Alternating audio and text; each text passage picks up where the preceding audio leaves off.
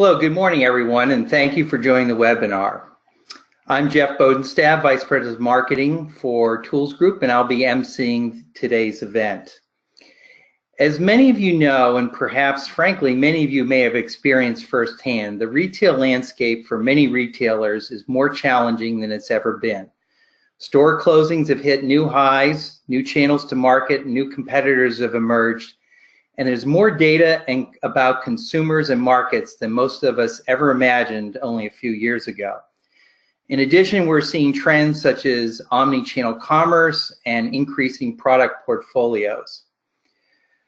These new challenges raise alarms for many, especially those who we're describing in this web seminar as the land of the lost. But for others, they actually represent an opportunity to build market share, improve operational metrics, and get closer to our customers than ever before. So we've created an agenda that touches on important topics to succeed in this journey. We have three speakers, and they are, in order of appearance, John Sharkey from Spinnaker, who will discuss the trends and history of retail and what it means. Hank Saya from ToolsGroup, who will walk through three new approaches to assortment planning, allocation, and replenishment, and open to buy that support a new way of retailing. And then Thomas Snowden from Express Oil Change, who will offer a first-person account of how making the changes that we've talked about have improved their retail operations. In a moment, I'll pass the seminar to John Sharkey to get started, but first, two pieces of information I want to add. First, we're recording this session and we'll send you a shareable link along with the slides within 24 hours. And second, we've left time for Q&A at the end of the webinar for you to ask questions. You can send your questions at any time. We'll collect them and address them at the end of the presentations. Now I'd like to pass it over to John to get started. John, go ahead. Thanks, Jeff. So we're going to start out by talking about some planning trends in the retail industry. What we presented here on this first slide is starting out with kind of on the left, a framework that at Spinnaker we use when we work with our retail clients to really outline a variety of key merchandising and supply chain processes that span planning and execution. And one of the key uses of this is to help us think and work through and define the flow of information and decision making, both across the organization and then how different processes and systems are interrelated. And we just wanted to present this up front because it's kind of a helpful structure to keep in mind as we talk through some of the key trends in retail and how the industry is changing. Some of these key trends I wanted to touch on up front is, some of the big impacts of trends like fast fashion, omni-channel is that as they mature and they become more important, they force companies to rethink, not just the design of their supply chain, but how they manage their assortments, how they stock inventory, and how they fulfill customer demand. Something that I suspect is not new news to anyone on this call who's probably living in the trenches and going through this day to day. But what we've really seen over time is that while most retailers kind of started things like online operations as separate parallel supply chains with, maybe different inventory that's segmented, separate warehouses, perhaps procurement was consolidated, but in general, kind of different processes and different systems were used often by different organizations. But more recently, as online and omni-channels become more important, retailers are busy trying to reintegrate these business processes and this part of their supply chain back into their mainstream processes, and generally find that they have a set of processes and systems that don't support the new decisions they need to make. It's a different decision to evaluate, for example, a mixed brick and mortar and online assortment and how to balance customer service desires and inventory and replenishment options in that model with just kind of a traditional legacy brick and mortar model. And as they try to address these issues and manage, more dynamic assortments and do so in an omni-channel world, you'll see that what organizations are trying to do is really break down silos between merchandising and supply chain and get, the experts working together jointly to develop plans that are holistic in nature, cross-functional, and to do that, they need to use more analytical solutions to support this work. However, as retailers kind of try to break out of the old way of doing things. Too many are kind of stuck in what we're calling here today the land of the lost, which is trying to apply historical approaches and a one-size-fits-all strategy to what's becoming a fairly quickly changing market. And so now we'll kind of discuss some of the few key trends and capabilities that retailers are developing to innovate and escape from this land of the lost. So the first one we wanted to talk about was how to think about revitalizing your assortment. If you look at how how assortments have been managed traditionally, it's been kind of a unidirectional waterfall-like approach. So, merchants have had maybe some historical information, basic view of future forecasts, but in general, it's been kind of a one way flow of information where, you basically might make the high-level assortment decision at the chain level. Perhaps there's some work that goes on to look at store clusters or some more granular view of what should be assorted in different portions of the chain.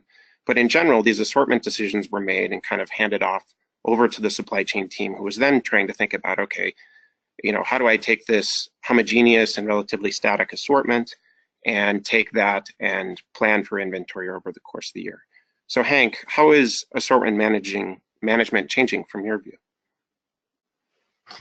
Well, John, of course, Amazon and e-commerce in general are putting a lot of pressure on brick and mortar retailers.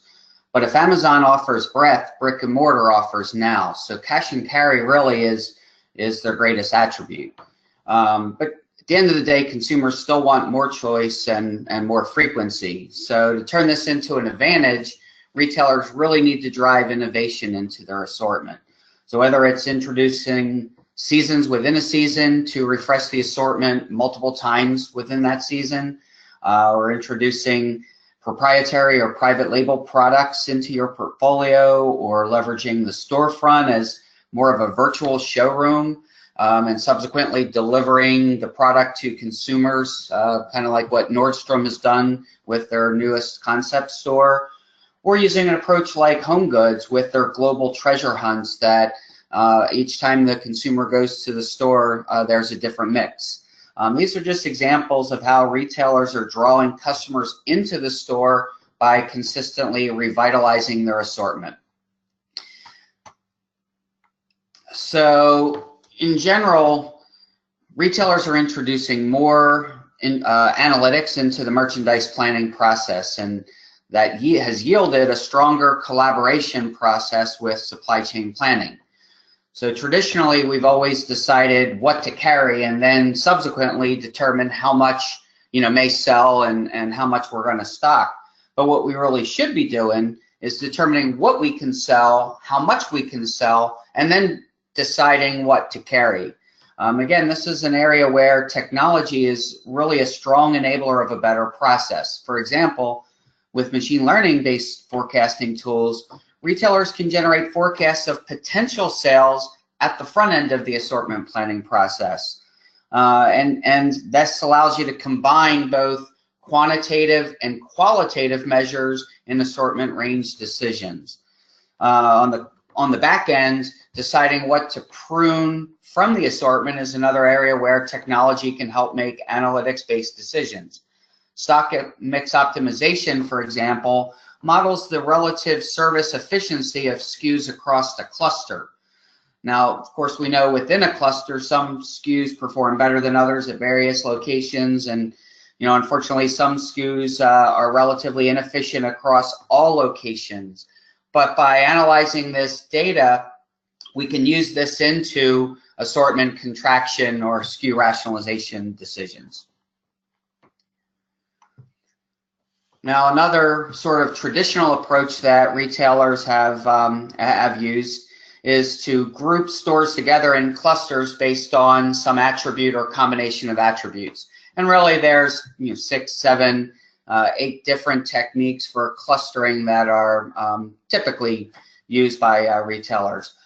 But managing stores homogeneously is not always the most efficient approach to driving sales volumes.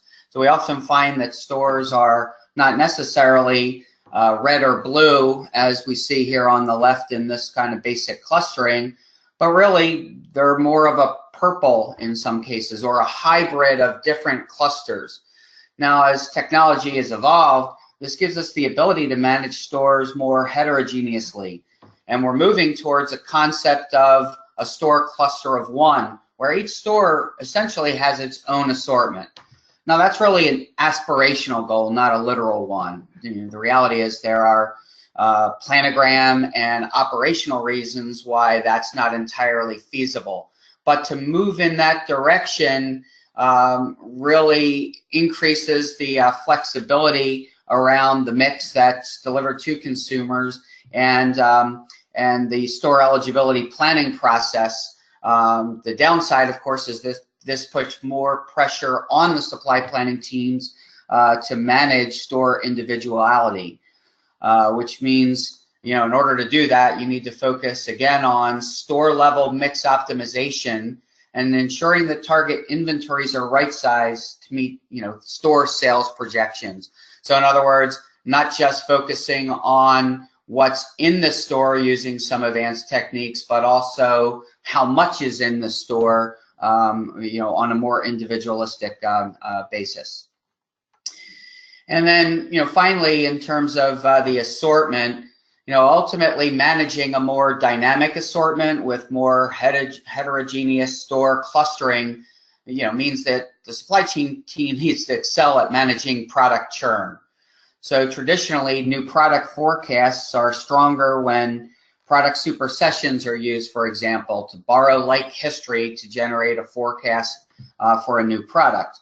Now, where no like items exist, stock levels and allocation quantities are often determined by historical sales and, frankly, somewhat educated guesses.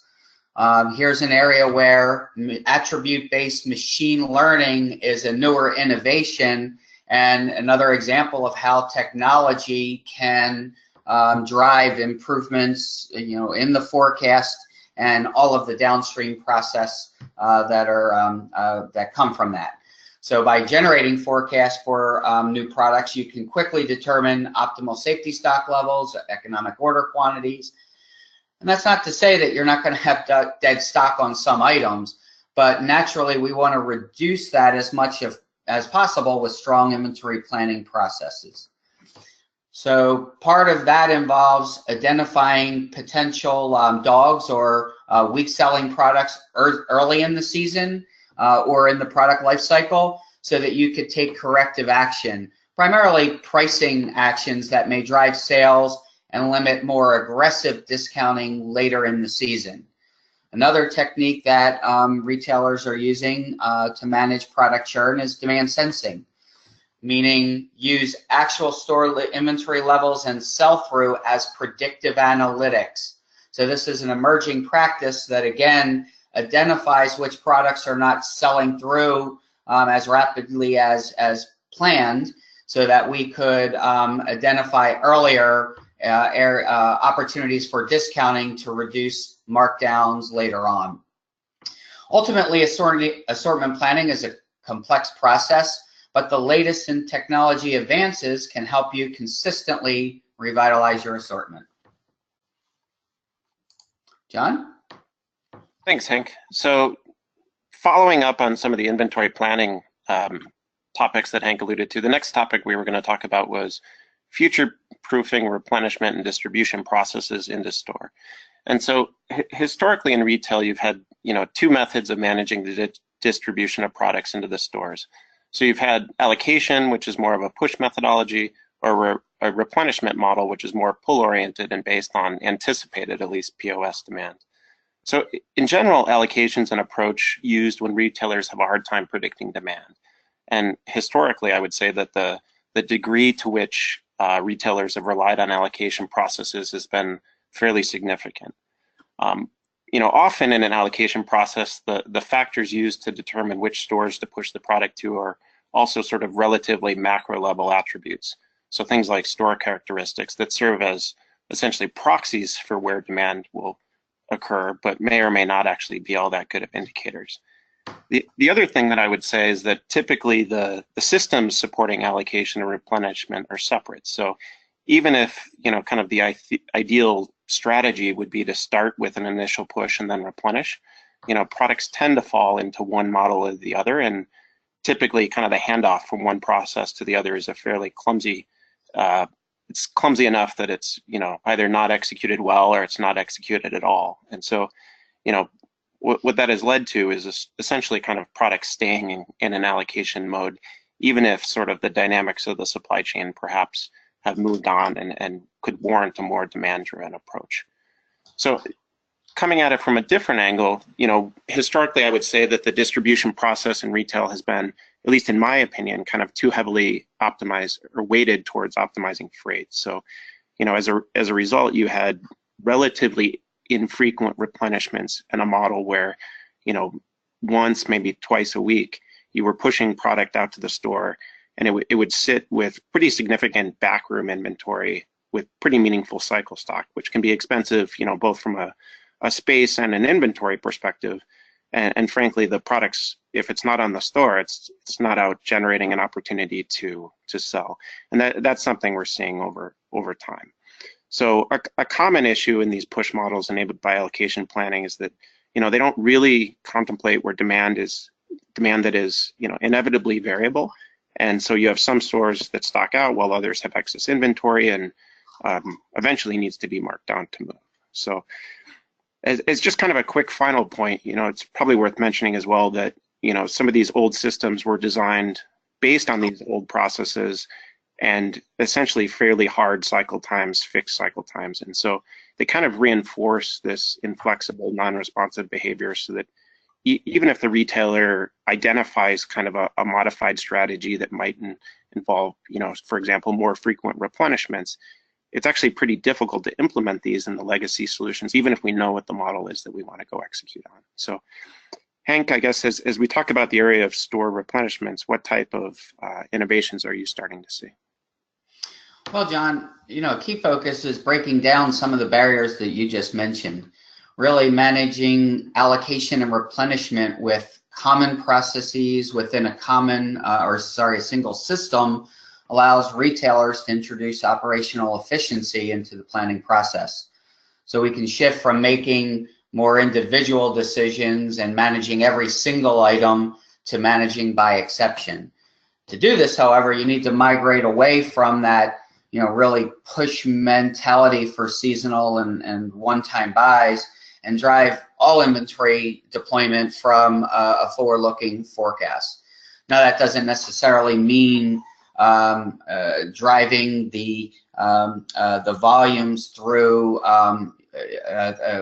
outside of the push mentality, right? It's more leveraging the sales history into a forecast rather than just sort of giving it the old eyeball test. So your forecasting process and frankly your software needs to be particularly strong in managing seasonality, new product forecast, and promotions. And demand planning, shaping is really the area where we often struggle. And that's another area, particularly new products, promotions, and seasonality, where machine learning is being used by industry-leading retailers to improve demand shaping activities and the impact on the forecast. Lastly, we talked about using demand shaping or sensing rather as a predictive tool to managing end of life, but perhaps more importantly, it's a tool to help plan the optimal stock levels earlier in the season. So in retail, the goal is always to have the right amount of inventory at the right location. Demand sensing can help provide early warning signals that can identify runner and lagger locations much earlier than traditional statistical forecasting techniques. So that's particularly important with seasonal replenishment, where you may only have one or two replenishment opportunities. So there we've traditionally used that push model and maybe with a holdback reserve, where now we can generate from a forward-looking forecast, but with the more frequent replenishment opportunities that you spoke of a minute ago. Another area that has traditionally been problematic and really is a source of opportunity is improving what I'll call your channel liquidity. So as websites have evolved from a marketing tool into more of a sales channel, often they were established and in many cases still exist today as separate P&L units. Inventory is segregated between high-pick operations that support e-commerce and the Ds that support the traditional brick-and-mortar operations. But unified commerce is really more than just a customer-friendly service strategy. We have to consider the store as both a source of demand as well as a source of supply, and the e-commerce inventory as also available to customers, for example, via in-store kiosks. But if that inventory can more easily move between channels, or more specifically between DCs, we can eliminate potential redundant stock at the network level. For example, e-commerce operations often are replenished more frequently with smaller order sizes. These could be potentially served out of the primary DC, either as the primary source of supply or in cases of excess inventory. And that allows us to more easily move stock to where it can best serve demand. But again, there are internal barriers such as areas of responsibility and P&L impacts, etc., that often are really what we need to overcome. So to sum up, if you can implement demand-driven processes based on a forward-looking forecast and improve the flexibility of inventory movement, then you can future-proof your replenishment. All right, thanks, Hank. A comment I'd make is, as somebody who kind of works across a bunch of different industries, it's actually a similar evolution that I see going on the retail side, where historically maybe the costs and the effort to sort of replenish stores was so high that we did it infrequently.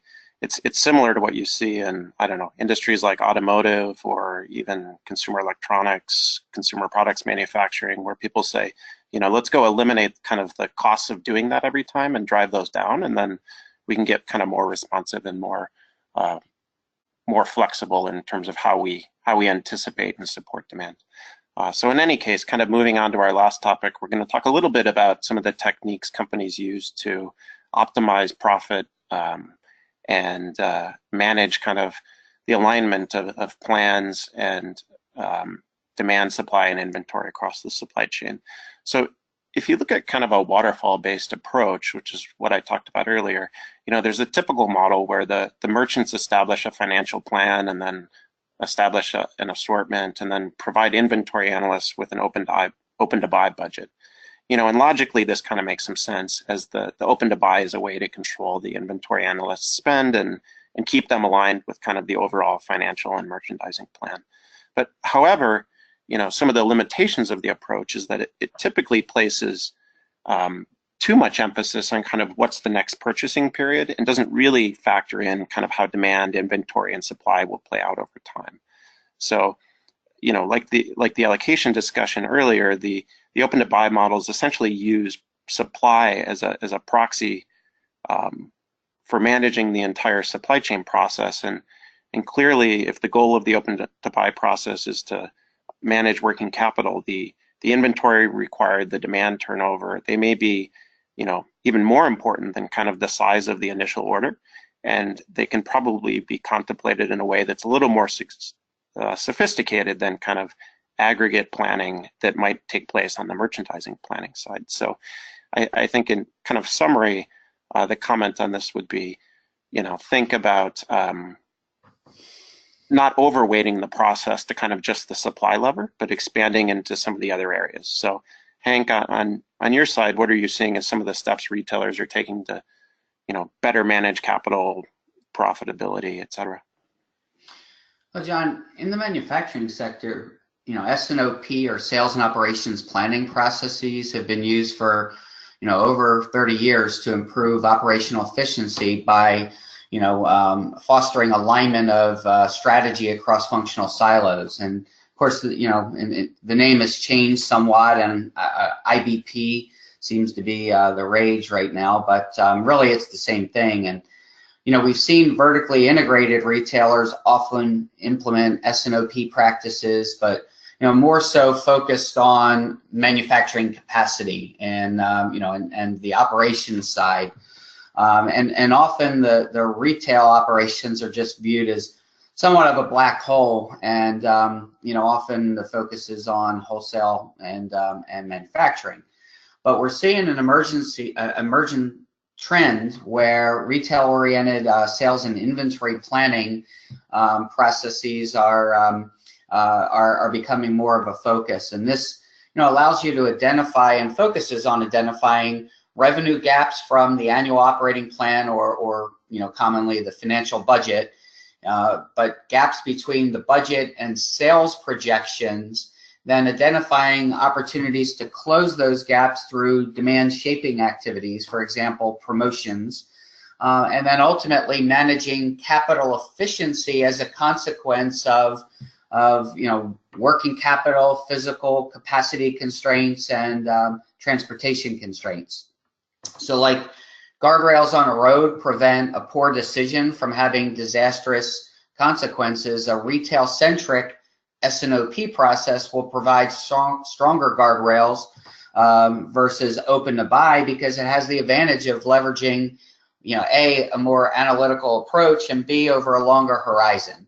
So this more holistic process can also help focus on areas of margin erosion beyond traditional KPIs such as lost sales percentage or markdown ratios, things like that. The reality is that revenue leakage occurs in many ways.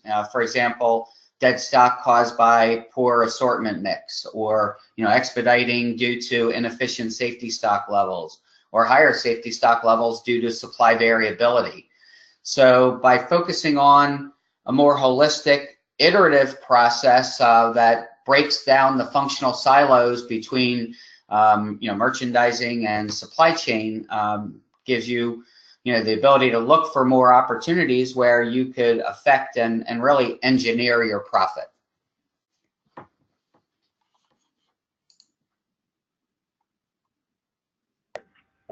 Thanks, guys. So I'm here to tell you a little bit. I'm Thomas Snowden with Express Oil Change and Tire Engineers. I want to talk to you a little bit about our journey with ToolsGroup and a little bit about us. Express Oil has 204 out of our 394 retail locations that actively sell tire products. So we've been mainly growing through acquisitions, but we also have franchise and greenfield store growth model as well. So we recently bought into the tire business as a way for us to be a one-stop shop and move customers into mechanical services and overall increase customer loyalty. We needed a partner to help us, quickly onboard a solution to help us kind of skip the growing pains associated with onboarding a new product line, such as tires, as well as help us onboard these new acquisitions, which all have their different personalities. We were buying in 5, 10, 20 store chain chunks at a time.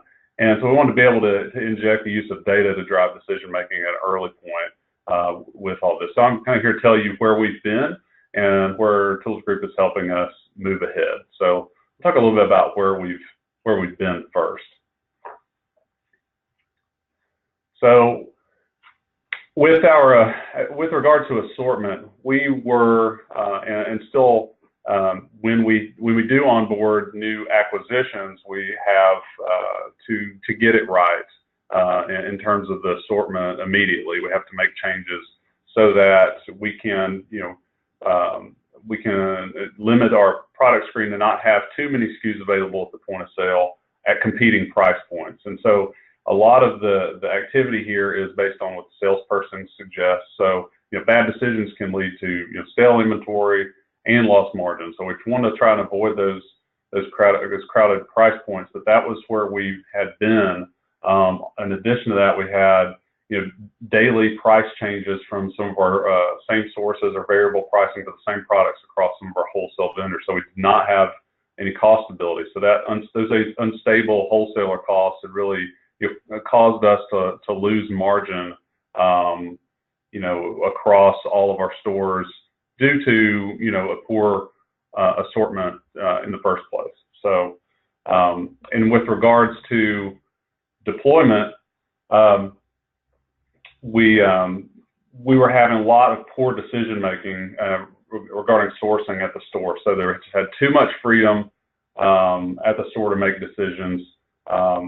We didn't have good program enforcement, and it's really hard to manage given that you had each retail store able to make these decisions. And so it resulted a lot of times in we didn't have the right product at the store at the right time. So we had long customer wait times for essentially low profit product if they were purchasing the wrong from the wrong source.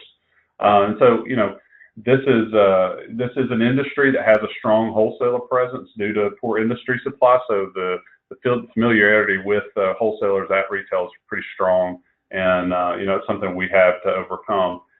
We also had poor capacities, or I would say conservative capacities at our distribution centers, mostly because we were in a position where we were afraid to fail. We didn't have enough data, about the stock mix, and our supply chain at the time fairly embryonic. So we were really dependent on pull brands, and so we sacrificed customer experience as a result. We weren't good at pushing brands, and we weren't willing to risk that because we didn't have the tools available to do that. So a lot of our, as a result, a lot of our product marketing was very knee-jerk reaction, was focused on customer count, and it was hunch-driven product marketing, and poor preparation was a symptom of that. So with regards to profitability, that decentralized inventory management, just like I said earlier, gave too much control at the store level. So we saw a lot of lost margin. So misinformation, miscommunication, and it led to multiple instances of just inconsistent decision making. And this was, the last straw. We really had to make a decision to fix this, given that we were an early point in onboarding tire products still. Like mentioned before, we've been in for maybe 5 years. We had all of these issues going on, so we needed a partner to take us to where we want to be. And so we'll talk a little bit about where we really want to be. And so how to escape the land of the lost, where we were. We want to focus on the same. We want to focus on treating those issues that we were having in those three same areas. So with regards to assortment, it's really just focusing and having an actively optimized product screen. So it's not just set in stone and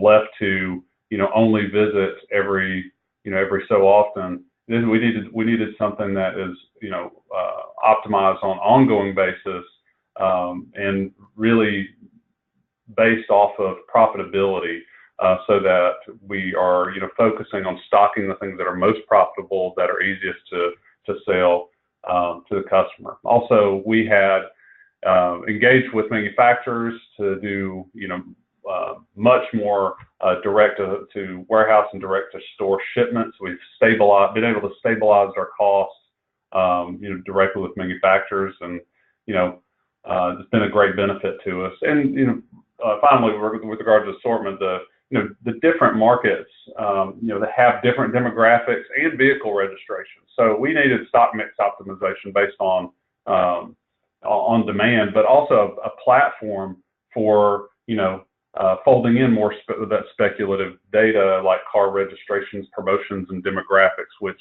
we see as where we want to be with regards to machine learning, as Hank alluded to earlier. So that assortment, we want it tailored to our store needs using all the relevant data available. With regards to deployment improvements, we have now enforcement of that centralized sourcing that we've been able to create. We've taken the decentralization away and tried to do all of that from centralized point now with regards to where the product's coming from, not in terms of just purchasing it, but also on the replenishment side, because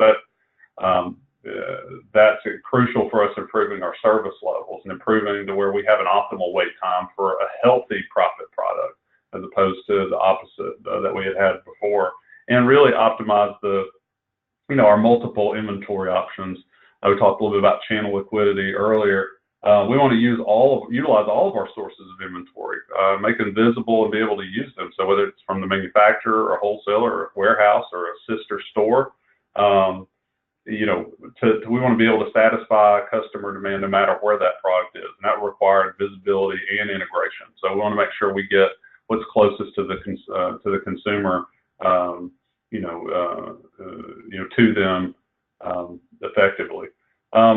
We've also been able to, predict our appropriate capacity needs. So we have taken the uncertainty away from the investment. So, our fear and uncertainty that we'd had before about stock mix and as it relates to the supply chain have been eased as we have continued to partner with ToolsGroup. And we've been, in addition, our goal is to use data to determine the best times to promote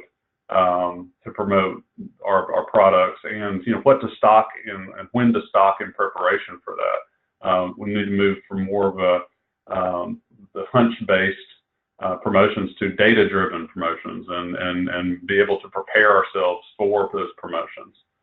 And finally, with regards to profitability, we just wanted to do a much more smart approach at stocking.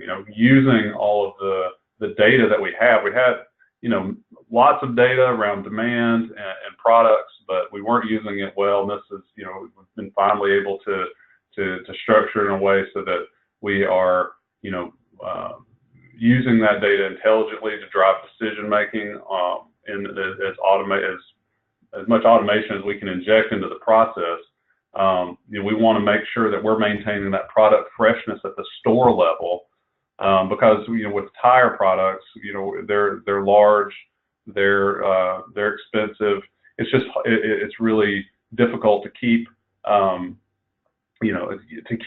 SKUs that you need at the store on a consistent basis, because there's constantly new models coming out, there's constantly new products coming out. And so we needed a way to automate that, because it's just too much for we would have had to go on another manual way, and we wanted to avoid all of those growing pains altogether. So we knew that automation was the way to go, and we want to automate as much as possible there and provide a tool to augment the resources that we do have. So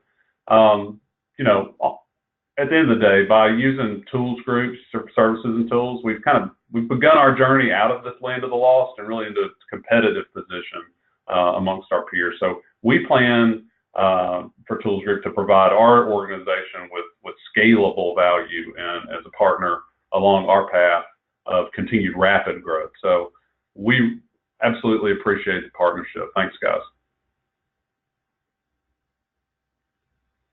Well, thanks, everybody. This is Jeff again. That was very interesting. In fact, that was the first time I've actually heard all those pieces together at once, and I really felt I learned something. So, thanks. So we've come to the Q&A part of our discussion.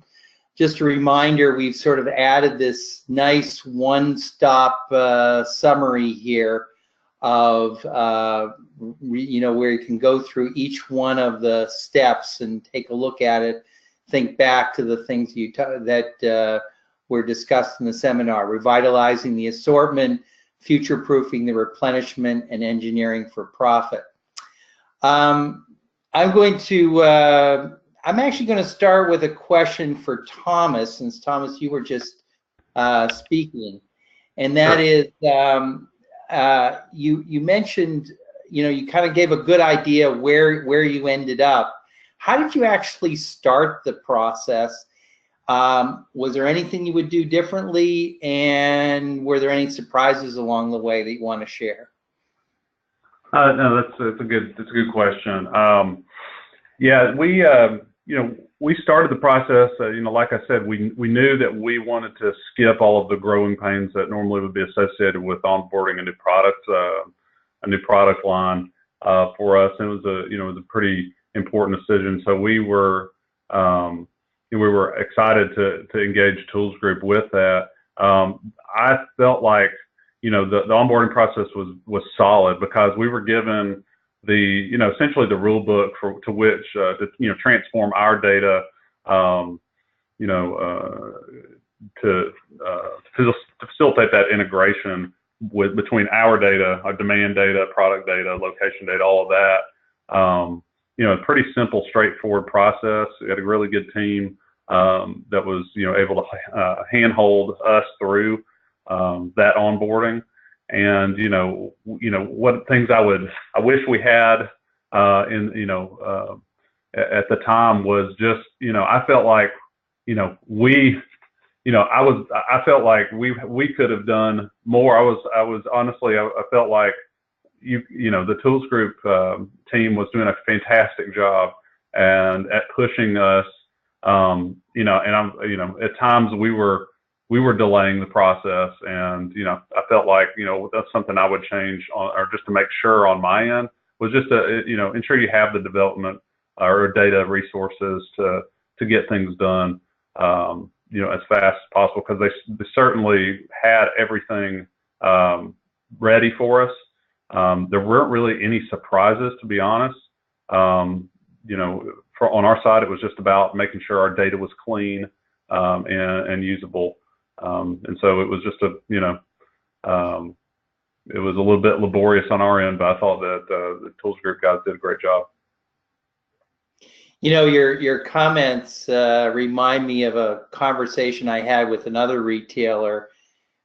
He said, very much in line with what you're saying, he said, you guys, one thing that I appreciate about you is that you're not bashful about challenging us, right? You don't just come in and say, oh, okay, we're going to do it the way you were doing it, or kind of trying to replicate what's there. We're going to really push, you guys really pushed us to be our best. And he said it wasn't always the easiest way, but it definitely was the way that ended up the best in the end. And that kind of, aligns with what I think I heard you saying. That's correct. Sounds familiar. Yeah.